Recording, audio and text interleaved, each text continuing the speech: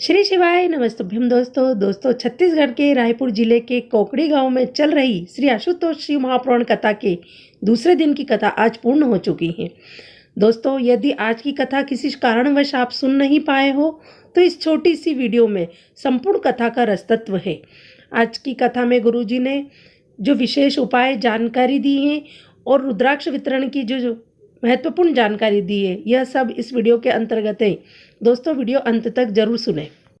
बढ़ते ही कथा की पहली जानकारी की ओर। पहली जानकारी में गुरुजी ने बताया कि अगर हम भगवान की भक्ति करते, पूजा पाठ करते, भक्ति में डूबे रहते हैं, उसके बावजूद भी हमारे जीवन में कष्ट आ जाता है, तो आप उस समय यह समझ लेना कि कहीं ना कहीं भगवान आपकी परीक्षा ले रहा है कि कष्ट आने पर आपकी भक्ति डगमगाती है या नहीं। तो आप अपनी भक्ति दृढ़ और मजबूत रखिए। आपकी भक्ति डगमगाए नहीं, चाहे कितनी भी परेशानियां क्यों ना आ जाए। बढ़ते हैं दोस्तों कथा की अगली जानकारी की ओर। अगली जानकारी में गुरुजी ने एक पत्र लिया। यह पत्र भी परीक्षा से संबंधित ही था। यह पत्र अनुजी बड़ौदा बाजार से लिखा। उन्होंने कहा कि गुरुजी, मैं मंदिर में पशुपति व्रत करती हूँ। उस मंदिर की जो शिवलिंग है उसकी जलाधारी को किसी ने खंडित कर दिया है। मतलब शिवलिंग तो है पर जलाधारी खंडित कर दी है। उस महिला ने पत्र के माध्यम से गुरुजी से पूछा कि मैं अब पशुपति व्रत करती हूँ, अब मैं पूजा कैसे करूँ? क्योंकि पशुपति व्रत का नियम है कि पूजा एक ही मंदिर से और एक ही शिवलिंग का करते हैं। इस पर गुरुजी ने कहा कि महादेव ने आपकी परीक्षा ली है। अब जो भी शिवलिंग को बदलता है, आप बदलो या चाहे कोई और, इसके बाद आप पशुपति व्रत रख सकती हैं, क्योंकि मंदिर वही है, स्थान वही है, जगह वही है। तो यदि आपके 2 व्रत हो चुके हैं तो आप आगे जो व्रत करोगी वह आपका तीसरा ही माना जाएगा और मूर्ति स्थापित होने के बाद आप कंटिन्यू व्रत कर सकते हो। तो बढ़ते कथा की अगली जानकारी की ओर। अगली जानकारी में गुरुजी ने बताया कि जब दुनिया के लोग किसी को कुछ देते हैं तो वो बार बार कहकर बताते हैं कि यह मैंने दिया है, यह मैंने दिया। लेकिन जब महादेव किसी को कुछ देता है तो वह कभी किसी से नहीं कहता कि यह मैंने दिया है। लेकिन जब महादेव किसी को कुछ देते हैं तो वह इंसान जरूर कहता है कि यह मेरे महादेव ने मुझे दिया है। बढ़ते कथा की अगली जानकारी की ओर। यदि हम व्रत करते हैं, पूजा करते हैं, तो हम अपने व्रत, अपनी पूजा का अभिमान नहीं करना चाहिए। हमें कभी भी नहीं कहना चाहिए कि मैंने इतनी बार यह पशुपति व्रत किया या मैंने इतनी बार यह किया, मैं रोज पूजा करती हूँ। यह नहीं कहना चाहिए, बल्कि यह कहना चाहिए कि भोलेनाथ ने हमें स्वस्थ रखा है तो हम यह व्रत कर पा रहे हैं, हम यह पूजा कर पा रहे हैं। हमें कभी मंदिर जाकर भगवान के सामने अपने सत्कर्म, अपनी पूजा, अपने पुण्य को कभी नहीं जताना चाहिए। बढ़ते कथा की 5वीं जानकारी की ओर। गुरुजी ने कहा कि कथा सुनने आए शिव भक्तों से एक निवेदन है कि यदि आपको पूरी कथा नहीं सुननी है, बीच में आपको घर जाना है, तो आप आगे आकर ना बैठे, आप पीछे ही बैठ जाए ताकि आप पीछे से ही वापस चले जाओ। क्योंकि आप जब आगे बैठते हो और बीच में से उठकर जाते वक्त आपका पैर किसी ना किसी को लगता ही है।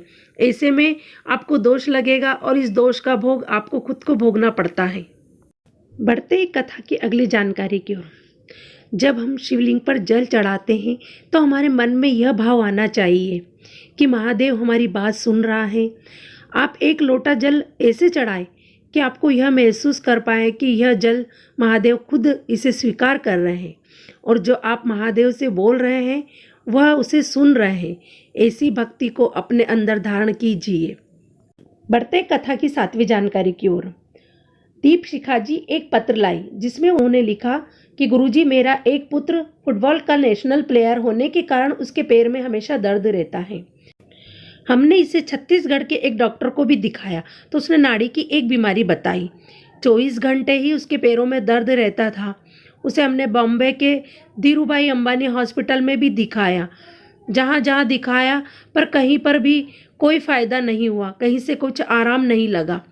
फिर हमने शंकर जी का श्री शिवाय नमस्तुभ्यम मंत्र की 3 माला का जाप प्रारंभ किया और 1 लोटा जल शिवलिंग पर समर्पित करना प्रारंभ किया।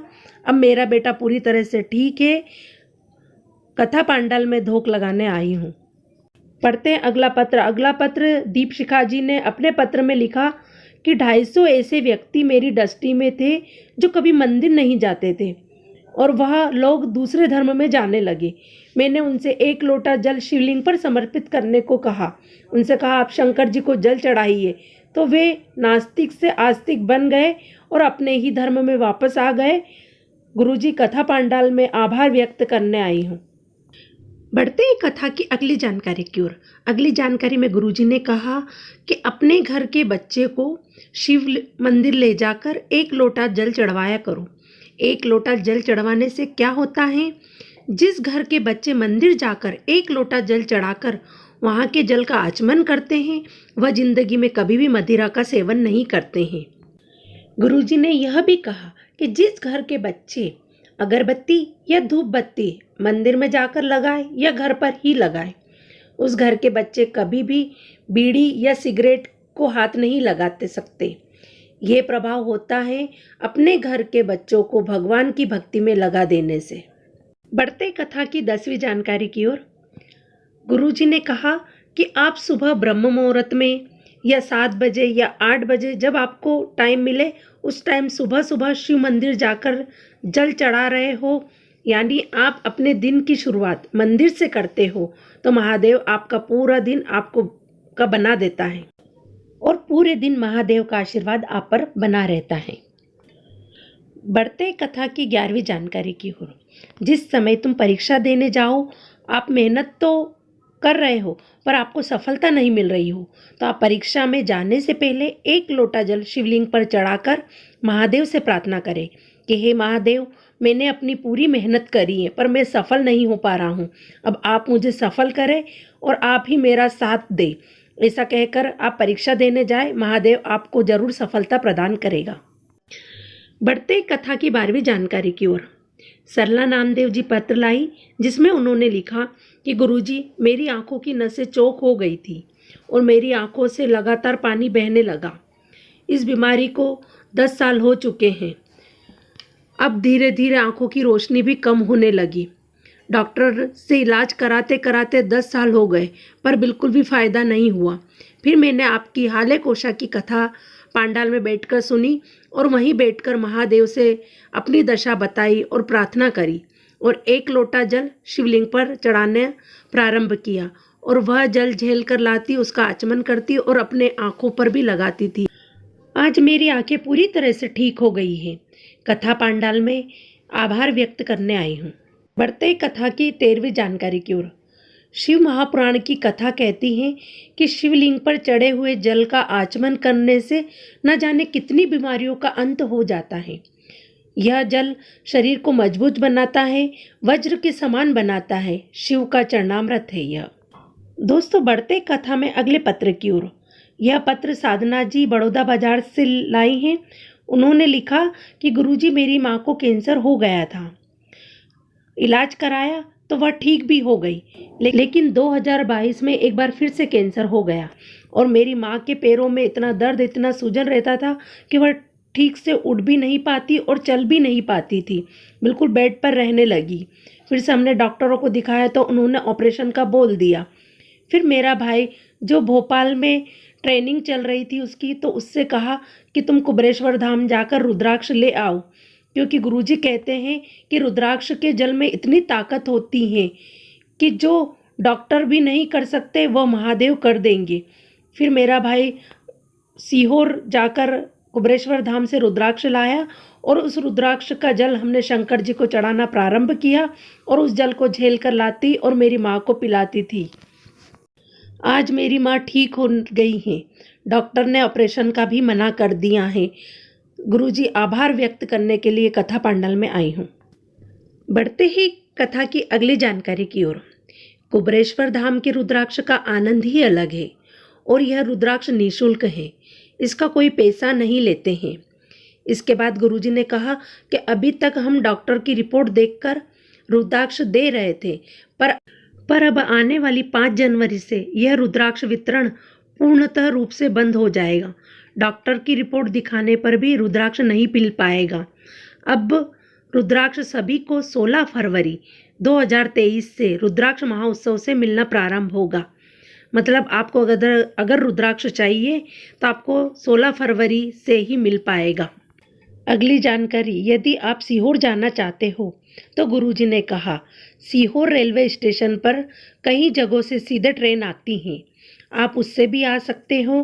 ट्रेन और बस दोनों ही सीधे सीहोर तक आती हैं और सीहोर से कुबेरेश्वर धाम की दूरी 7 किलोमीटर है। और पूरे भारत के लोगों को रुद्राक्ष अभिषेक में आमंत्रित करते हुए कथा का समापन किया। बढ़ते कथा की आखिरी जानकारी की ओर। कथा समाप्त होने के बाद आशीष भैया ने जानकारी दी कि नागपुर में होने वाली शिव महापुराण कथा को परमिशन नहीं मिलने के कारण वह कैंसिल हो गई है, जो कि 13 जनवरी को होने वाली थी। अब अगली कथा 23 जनवरी से 29 जनवरी 2023 को पावागढ़ की पावन धरा पर होगी। दोस्तों, यह आज की कथा की संक्षिप्त जानकारी मैंने आपको दी है। यदि आपको मेरी जानकारी उपयोगी लगी हो तो कमेंट्स बॉक्स में श्री शिवाय नमस्तुभ्यम जरूर लिखें और मेरी चैनल को सब्सक्राइब करें, बेल आइकन को प्रेस करें। जय श्री महाकाल।